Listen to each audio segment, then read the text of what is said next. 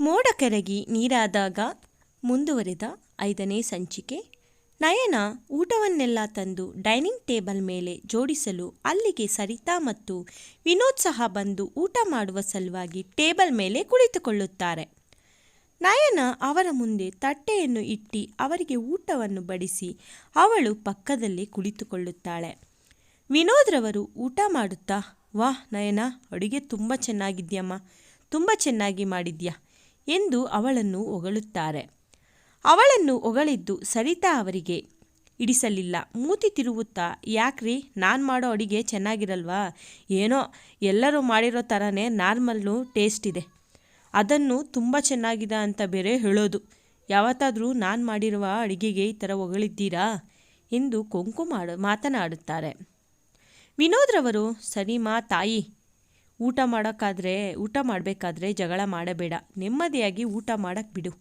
ನೀನು ಮಾಡೋದು ಚೆನ್ನಾಗಿರುತ್ತೆ, ಇದಕ್ಕಿಂತ ತುಂಬ ಟೇಸ್ಟಿಯಾಗಿರುತ್ತೆ, ಈಗ ಸುಮ್ಮನೆ ತಿನ್ನು ಎಂದು ಹೇಳುತ್ತಾರೆ. ಸರಿತಾರವರು, ನಾನಂದರೆ ಎಲ್ಲರಿಗೂ ಒಸಡ್ಡೆ, ಎಲ್ಲರೂ ನನ್ನನ್ನು ಬೈಯೋರೆ ಎಂದು ಗೊಣಗಿಕೊಂಡು ಊಟ ಮಾಡಲು ಶುರು ಮಾಡುತ್ತಾರೆ. ನಯನ ಸಹ ತಟ್ಟೆಯನ್ನು ಎತ್ತಿಕೊಂಡು ಅನ್ನ ಸಾಂಬಾರನ್ನು ಬಡಿಸಿಕೊಂಡು ನಿಧಾನವಾಗಿ ತಿನ್ನುತ್ತಾ ಸ್ವಲ್ಪ ಹೊತ್ತು ಯೋಚಿಸಿ ಚಿಕ್ಕಪ್ಪ ಎಂದು ನಿಧಾನವಾಗಿ ಕರೆಯುತ್ತಾಳೆ. ಕೇಳಿಸಿಕೊಂಡ ವಿನೋದ್ರವರು, ಹೇಳಮ್ಮ ನಯನ, ಏನು ಎಂದು ಕೇಳುತ್ತಾರೆ.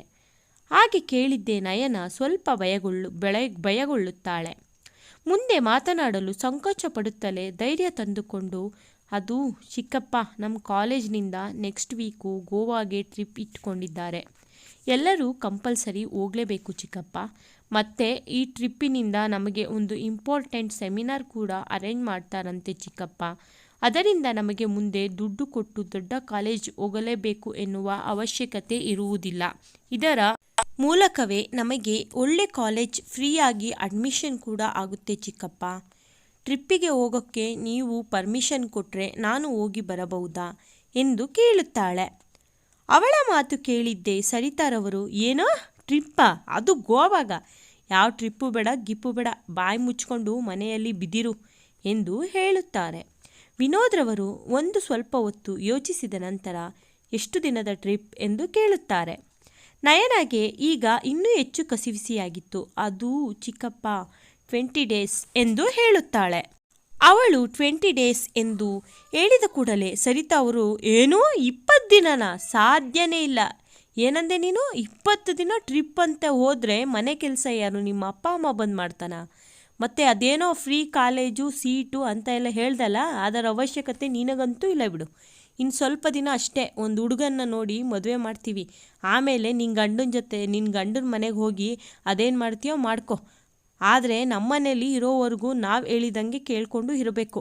ಇಲ್ಲ ಅಂದರೆ ಈಗ ಕಾಲೇಜ್ ಹೋಗ್ತಾ ಇದೆಯಲ್ಲ, ಆ ಕಾಲೇಜ್ಗೂ ಸಹ ಹೋಗೋಕ್ಕೆ ಬಿಡಲ್ಲ, ಮನೆಯಲ್ಲಿ ಮುಸ್ರೆ ತಿಕ್ಕೊಂಡು ಬಿದ್ದಿರಬೇಕು ಅಷ್ಟೇ ಎಂದು ಹೇಳುತ್ತಾರೆ. ಸರಿತಾರವರ ಮಾತನ್ನು ಕೇಳಿಸಿಕೊಳ್ಳುತ್ತಿದ್ದ ವಿನೋದ್ ರವರು ಸರಿತಾ ಎಂದು ಸಿಟ್ಟಿನಿಂದ ಕರೆಯುತ್ತಾರೆ. ಅವರು ಹಾಗೆ ಕರೆಯುತ್ತಲೇ ಸರಿತಾ ಅವರು ಸುಮ್ಮನಾಗುತ್ತಾರೆ.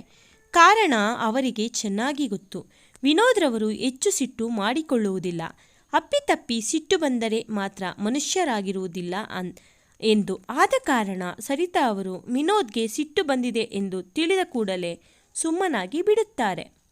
ವಿನೋದ್ರವರು ನಯನನ ಕಡೆ ತಿರುಗಿ, ನಯನ, ಟ್ರಿಪ್ಗೆ ಎಷ್ಟು ಜನ ಹೋಗ್ತಿದ್ದಾರೆ? ಯಾವುದರಲ್ಲಿ ಹೋಗೋದು?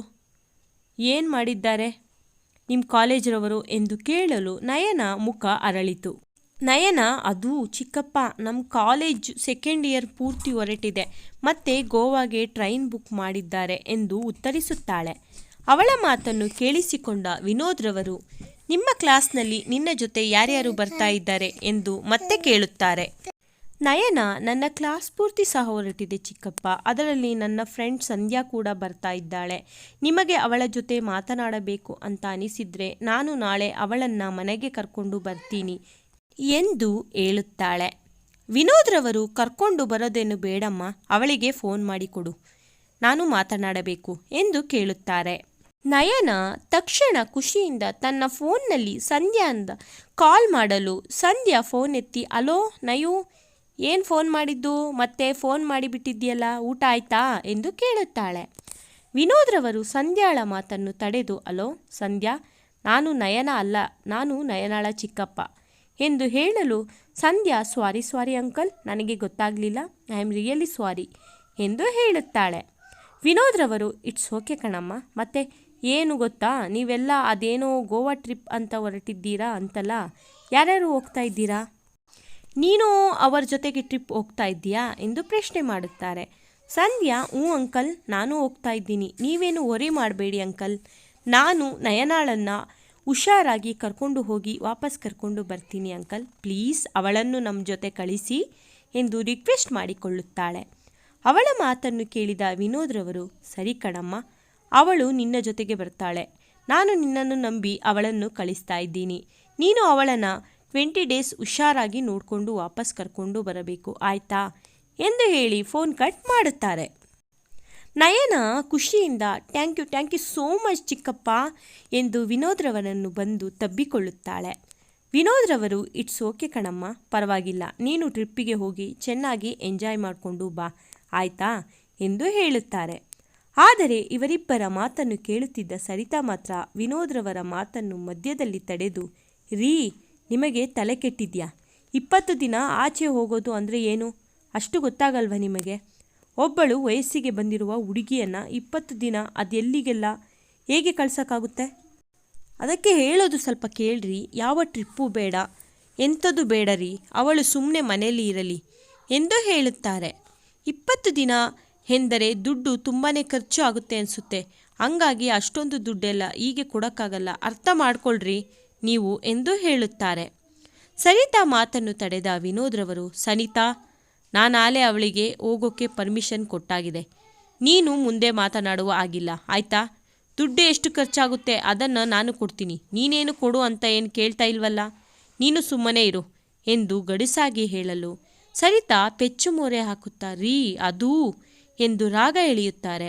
ವಿನೋದ್ರವರು, ಸಾಕು ಅಂತ ಹೇಳಿದ ತಾನೇ, ಎಷ್ಟು ಮಾತನಾಡ್ತಿದ್ದೀಯಾ, ಟ್ರಿಪ್ಪಿಗೆ ಹೋಗ್ತಾ ಇದ್ದಾಳೆ ಅಷ್ಟೇ ಎಂದು ಹೇಳಿ ಊಟ ಎಲ್ಲ ಮುಗಿಸಿ ಕೈ ತೊಳೆದು ಎದ್ದು ಡೈನಿಂಗ್ ಟೇಬಲ್ನಿಂದ ತನ್ನ ರೂಮ್ ಕಡೆ ಹೋಗುತ್ತಾರೆ.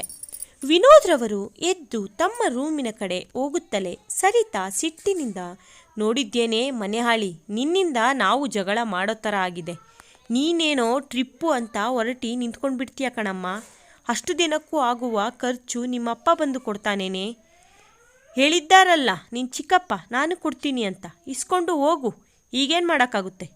ನಿಮ್ಮ ಚಿಕ್ಕಪ್ಪನ ಎದುರುಗಡೆ ಹಳೋ ಥರ ಮುಖ ಮಾಡಿಕೊಂಡು ನಾಟಕ ಮಾಡಿ ಹೆಂಗೋ ಟ್ರಿಪ್ಪಿಗೆ ಹೋಗೋಕ್ಕೆ ಒಪ್ಪಿಸಿಬಿಟ್ಟಿಯಲ್ಲ, ಹೇಳ್ತಾ ಇದ್ದೀನಿ ಕಣೆ, ಹುಷಾರಾಗಿ ಹೋಗಿ ಹುಷಾರಾಗಿ ಬರಬೇಕು, ಏನಾದರೂ ಹೆಚ್ಚು ಕಮ್ಮಿ ಆಯಿತೋ ಅಂತ ಇಟ್ಕೋ, ಏನು ಮಾಡ್ತೀನಿ ಅಂತ ನನಗೆ ಗೊತ್ತಿಲ್ಲ, ಟ್ರಿಪ್ಗೆ ಹೋಗಬೇಡ ಅಂತ ಅಂದರೆ ಸುಮ್ಮನೆ ನಿಮ್ಮ ಚಿಕ್ಕಪ್ಪ ನನ್ನ ಮೇಲೆ ಸಿಟ್ಟು ಮಾಡ್ಕೊತಾರೆ, ಟ್ರಿಪ್ಪಿಗೇನೋ ನಾನು ಕಳಿಸ್ತಾ ಇದ್ದೀನಿ, ಒಂದಂತೂ ತಿಳ್ಕೊ ನಯನ, ನೀನು 20 ದಿನ ಆಚೆ ಇರ್ತೀಯ, ನೀನು ಅದ್ದು ಬಸ್ತಲ್ಲಿ ನೀನಿದ್ರೆ ಸರಿ, ಎಲ್ಲ ಹುಡುಗರಿಂದ ದೂರ ಇದ್ದರೆ ಸರಿ, ನಾಳೆ ಏನಾದರೂ ಹೆಚ್ಚು ಕಮ್ಮಿ ಆಯಿತೋ ನಿನ್ನನ್ನಂತೂ ಸುಮ್ಮನೆ ಬಿಡಲ್ಲ, ನಿಮ್ಮ ಚಿಕ್ಕಪ್ಪ ಆಮೇಲೆ ಎಷ್ಟು ಹೇಳಿದ್ರೂ ನಿನ್ನನ್ನಂತೂ ಈ ಮನೇಲಿ 1 ನಿಮಿಷನೂ ಇಟ್ಕೊಳ್ಳಲ್ಲ ನಯನ, ಅದಂತೂ ನೆನಪಲ್ಲಿಟ್ಕೋ ಎಂದು ಹೇಳಿ ಅವರು ಸಹ ಕೈ ತೊಳೆದು ತಮ್ಮ ರೂಮಿನ ಕಡೆ ಎದ್ದು ಹೋಗುತ್ತಾರೆ. ಅವರು ಹೋಗುತ್ತಲೇ ನಯನ ಖುಷಿಯಿಂದ ಊಟ ಮಾಡಿ ಡೈನಿಂಗ್ ಟೇಬಲ್ ಎಲ್ಲ ಕ್ಲೀನ್ ಮಾಡಿ ಮನೆಯ ಎಲ್ಲ ಕೆಲಸವನ್ನು ಮುಗಿಸಿ ಲೈಟ್ಸ್ ಎಲ್ಲ ಆಫ್ ಮಾಡಿ ತನ್ನ ರೂಮಿನ ಕಡೆ ಹೋಗುತ್ತಾಳೆ. ಕತೆ ಮುಂದುವರಿಯುವುದು. ನನ್ನ ಈ ಕತೆ ನಿಮ್ಮೆಲ್ಲರಿಗೂ ಇಷ್ಟ ಆಗ್ತಾ ಇದ್ದರೆ ಲೈಕ್, ಸಬ್ಸ್ಕ್ರೈಬ್ ಆ್ಯಂಡ್ ಶೇರ್.